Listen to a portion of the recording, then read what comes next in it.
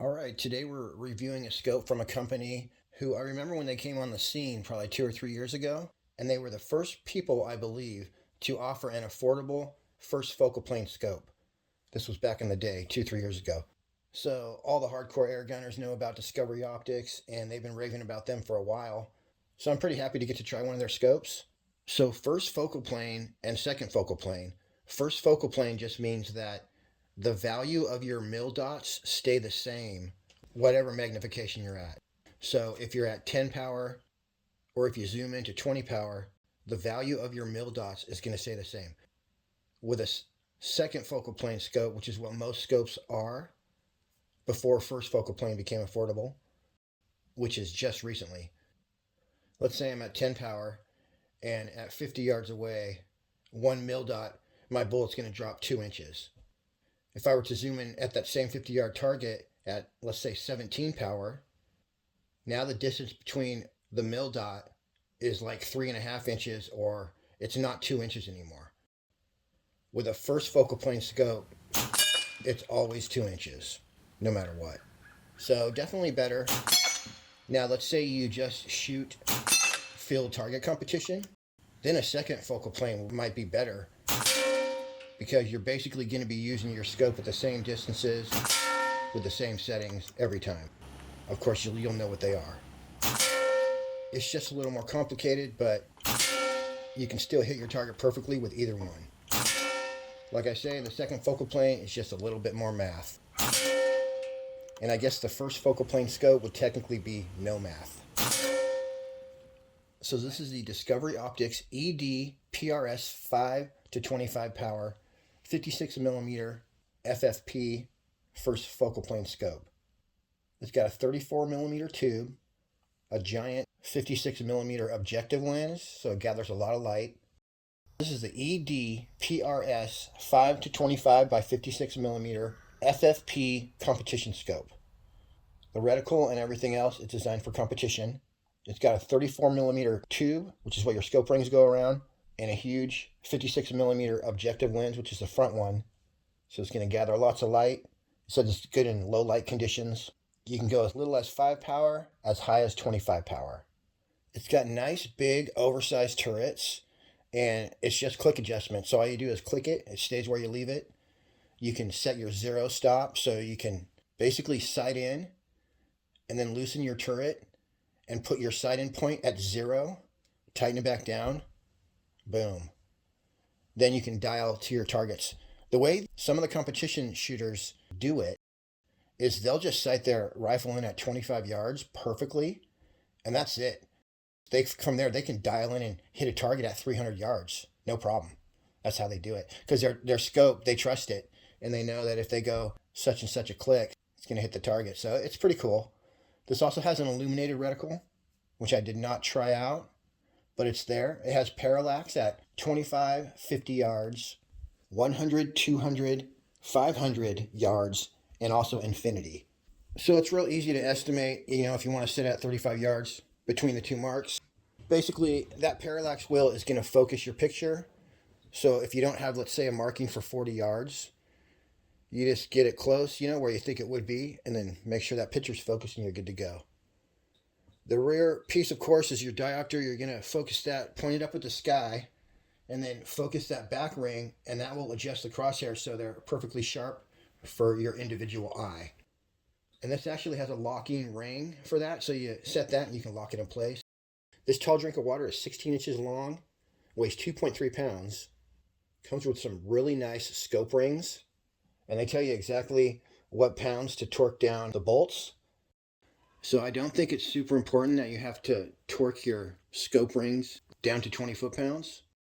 What they're getting at is that you don't want to go over that amount, because your scope is not just a lens at the front and a lens at the back. It's actually a machine. So inside there's moving parts. There's lenses that are going to slide up and down the tube as you focus and adjust things.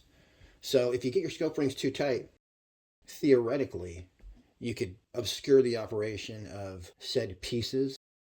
What's also cool is that your Discovery Optics scope is going to have its own unique serial number, even though your gun probably won't. This also comes with a scope leveling device. So I used my door jam method to get mine level, but This is a foolproof way to get your scope level without having to aim anywhere. You basically put your scope rings on where you want them to be, but you leave your scope a little bit loose so you can turn it by hand. And then you just put the bottom piece over the scope rail and slide in that specially shaped wedge, and then it's just going to level it up perfectly. So that's definitely a cool bonus. Well, you got a cleaning cloth, a nice manual, which I'll read and let you know if there's anything super important. And then it has 3 different choices for your sunshade, or you can put them all together in one giant one like I did. And I'm just looking through the hardcore stats. The field of view is 4.6 degrees to negative 0.9 degrees. On mine, the click value is going to be 0.1 MRAD. So that's 1/10 of an MRAD. It did have a good field of travel as far as I could adjust the crosshairs pretty far up and pretty far down. It said it's shockproof, waterproof, fogproof, and nitrogen filled. The brand name is Discovery Opt, short for Discovery Optics. And I don't know what SFIR stands for, but the official full name of the scope is ED-PRS 5 to 25 times 56 SFIR FFP scope. All right, here's what the manufacturer has to say about this scope. It says their rifle scopes have high transmittance and provide you with high brightness and ultimate clarity. It says you can see very clearly even at dusk. It means it gathers a lot of light. It says the accuracy of the adjustment knob can help you aim better. So they're proud of their click adjustments. That's good. It says it features zero stop function.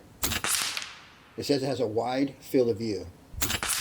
It says the parallax adjustment can provide nearsighted and farsighted users a clear viewfinder image without the use of eyeglasses.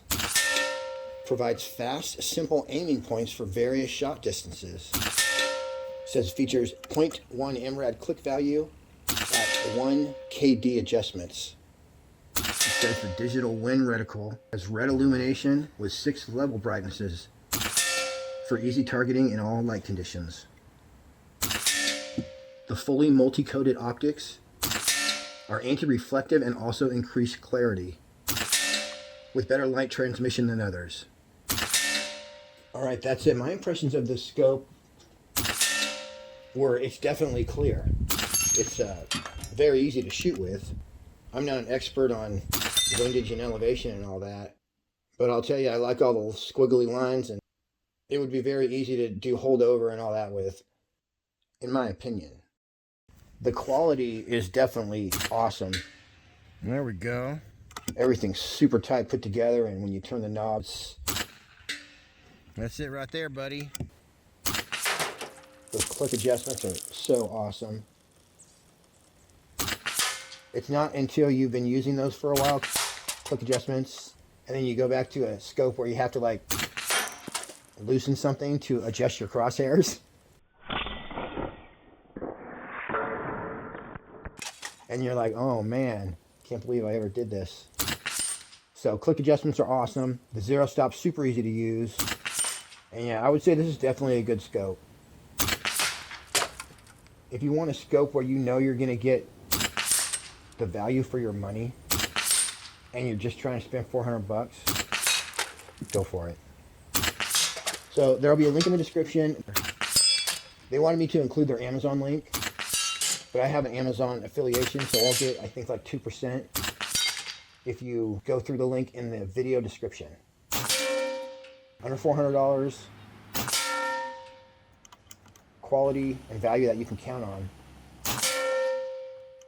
I know this by reputation, but I could tell it's true when I held the scope and used it. Discovery Optics.